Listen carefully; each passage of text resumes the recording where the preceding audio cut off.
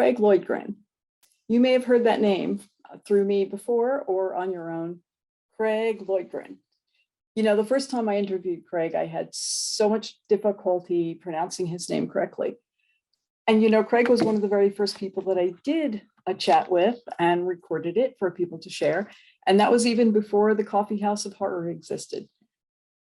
And Craig and I have talked about a lot of things quite a number of times.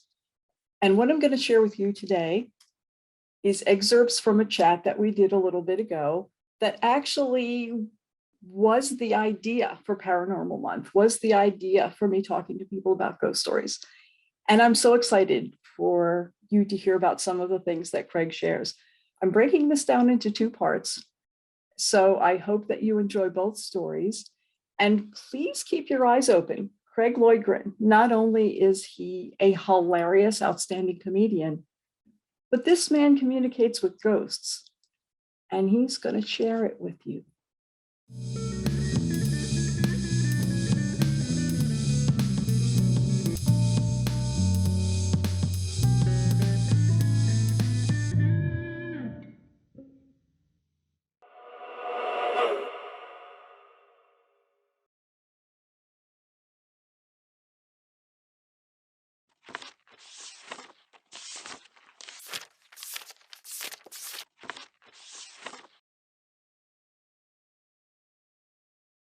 I'm into. It's so weird. I'm a comedian and I'm this silly guy, but I love horror and I love the paranormal. I'm a big paranormal. I'm curious because I know we had talked about there was a paranormal investigation show that I was selling. I did want to ask you if anything came of that. And yeah, well, we were in pre-negotiations with a pretty big network that handles nothing but paranormal shows. Nudge, nudge, wink, wink. Sounds like Ravel Annal, but I was in pre-negotiations with them, with that network, and they loved it, and everything was great. And then COVID happened, and then everything went on pause. And then middle of June, when things started opening up, we started talking again. They suddenly wanted to go in another direction. They felt it was a little insulting or edgy for the paranormal community, because the show is called we're repitching it, Roast the Ghost, and we would go to haunted locations where we would do a legitimate paranormal investigation, and we talk and we tell jokes. I communicate via comedic stimulation with the spirits, and let me tell you, it works. It's amazing. Everywhere I go, they didn't like that. They were insulted by that. They thought I was after, because a lot of things, the George Floyd incident happened, everything. Everybody was really on eggshells with insulting or hurting anybody. Right. So it was right after all that. So everybody was on super like broken glass, and when they were just like, well, we don't want to insult anyone in the paranormal community, so we're going to go another direction. I'm like, really? It's the two things I love the most. I'm not making fun of anything. I'm a comedian. And I'm a paranormal investigator. I have my own team. We go out and do this. I mash the two things I love the most together. What is so insulting about it? So we're actually, another production company is currently starting to talk to us again now. So hopefully something will come up, and maybe by the spring of the summer, we might get picked up by another network and start actually filming. It may never happen. It may, go the way of the dodo. You know how this industry is. It's tough. But it's something we still do. I have a couple of locations that are asking us to come in and do what we do. And I've done it. We've done it in a whole bunch of locations already. And it's just amazing. We have a good time with it. It's funny.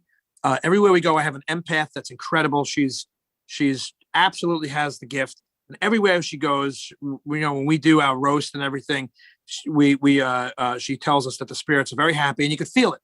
Like if they weren't, you would know, I mean, and if you're a skeptic, things come home with me. I sit on my couch and I talk to the spirits, because every once in a while I feel them. I just, all of a sudden I'm sitting there and I get the chills, and I have to talk to them, and I have to tell them to leave. But that's one of the downsides. If you mess around with this, that can happen, even though you protect yourselves. She anoints us with oils, and we pray, she prays, and I carry stones, and I wear jewelry and stuff to protect me. And I'm pretty strong-willed, so mentally, and I don't let a lot of things bother me. I run into it. Like if something scary is happening, like a fool, I run toward it.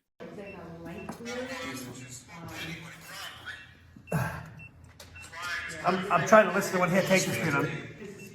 Listen to see if I got it. Oh, really? You moved it there?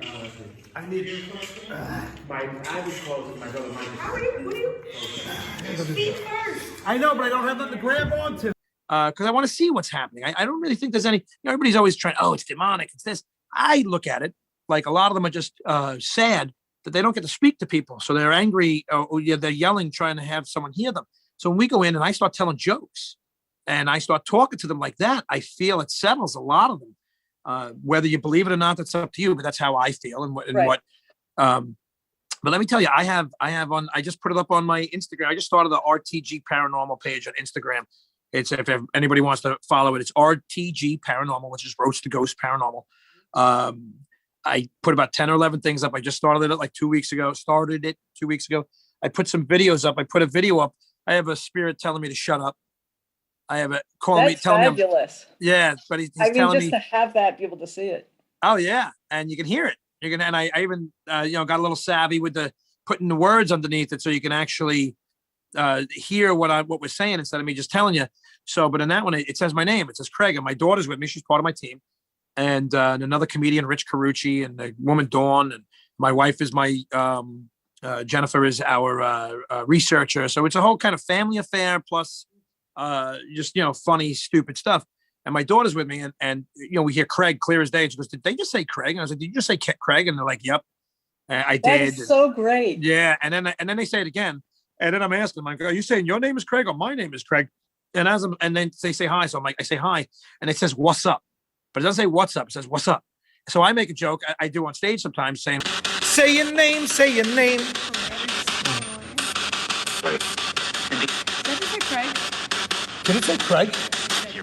That's my name. Was your name Craig too? Or are you saying my name? Say what's up. It almost sounds like a black guy, right? Like what's up? And Craig, I always say my name is like Black Light.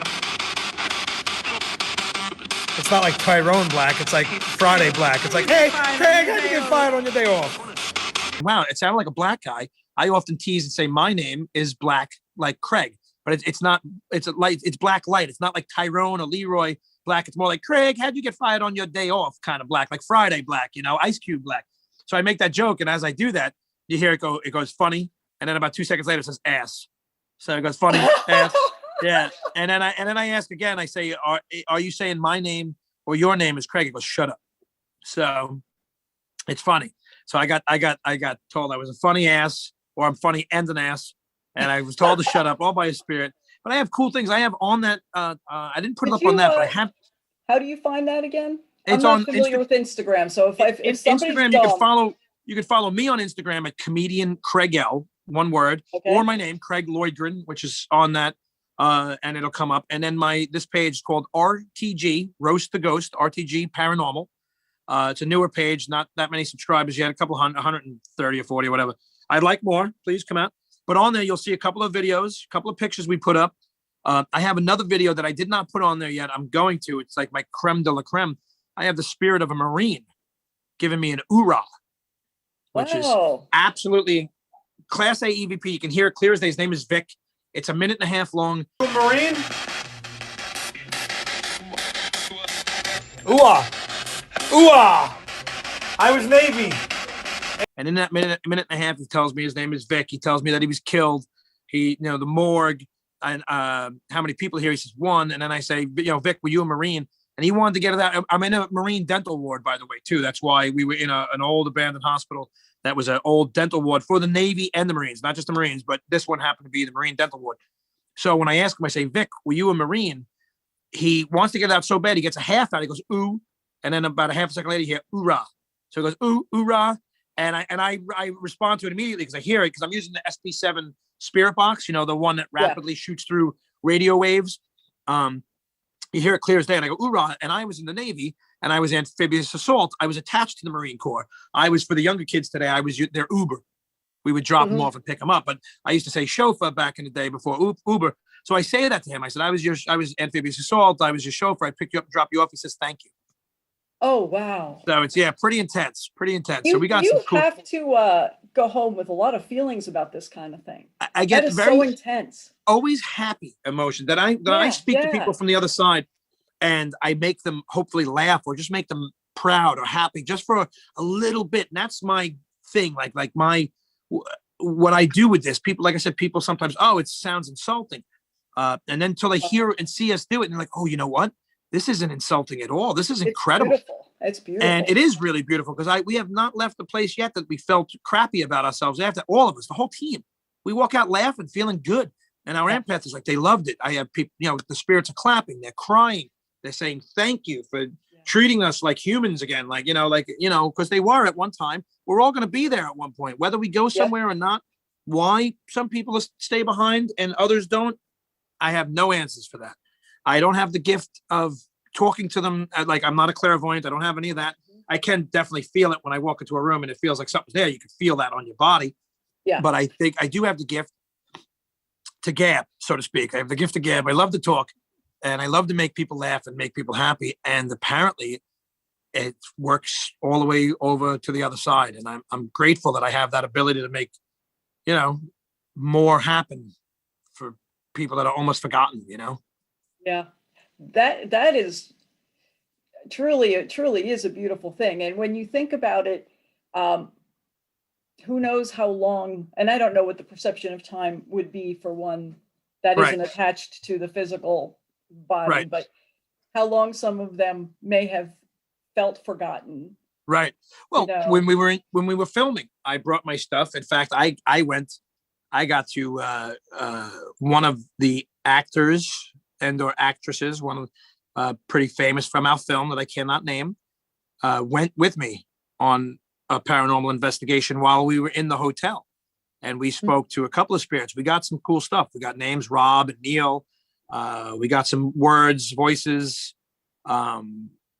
We found out that Neil was a Union soldier and died there. Didn't know the war was over. So I told him, I said, you can go and rest now. It's been 160 years. I told him, I don't know what's on your sign, whether it's light or family members, but if you see them, go to them. Your job is done here. Yeah. And you won. I said, you didn't die in vain. We won, and the world's a better place. It's getting better and better every day. It takes time, but it's healing. So I told him that. So I do get a little emotional with them too sometimes, as much as I like to have a good time and laugh and tease. And I'll bust chops about all that stuff. So I bust their chops when I talk to them, and I hope, and my partner does, and everything else. And we just hope we're not being insulting. But so, like I said, so far we haven't. And when I go back to that location, because they actually want us to come back, they asked us to come back and do it again. I'm hoping that he's not there anymore. I'm hoping that I go looking for him and he's gone. I'm hoping he did take my advice and realize he was, he did his job and he's done, and his time in the afterlife is done, or he's still there. Yeah. But I'll let you know on a follow-up interview in a couple of months. Because I would love that. I would absolutely love that. We will be going back to that location. See, even like we go and do places, the locations want us to come back because they have a good time with us too. Do we stir up activity? Absolutely. When we leave, is there a lot more activity? Yes. But is anybody getting hurt or harmed? No. So I almost think that everybody's just kind of, we jack the spirits up a little bit in a positive way. Yeah. And give them a little new energy to do what they do. And they're not so forgotten. So, if you were ever so inclined, doing a little bit of a chat with your group from that, would be lovely. Let everybody have an opportunity to talk about it. Oh, absolutely. We can get the crew. We can absolutely get the crew together. In fact, maybe from, you could like pre-record it if you want, maybe from a location or somewhere that we're at. That would be awesome. Where we're on a location and we could sit and do this for a little while and maybe even something would happen. Or if we just captured something, we could play it for you right there on the spot. So you'd be one of the first people to hear it outside of us. Yeah, we can make that happen. Absolutely. What are you kidding me? I would just love that.